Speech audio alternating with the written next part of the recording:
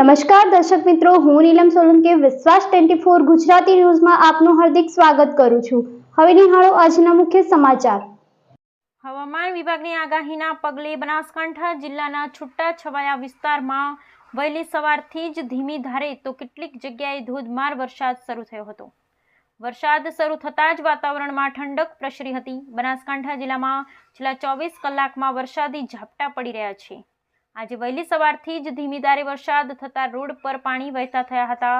જિલ્લામાં નીચાણવાળા વિસ્તારોમાં વરસાદી પાણી ભરાતા લોકો હાલાકીઓ ભોગવી રહ્યા છે।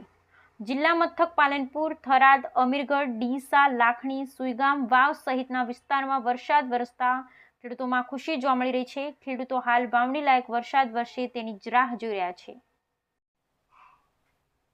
સૌરાષ્ટ્ર અને દક્ષિણ ગુજરાત બાદ મેઘરાજાએ હવે ઉત્તર ગુજરાત તરફ નજર કરી હોય તે રીતે આજે બનાસકાંઠા જિલ્લામાં સવારથી જ મેઘમહેર થઈ રહી છે।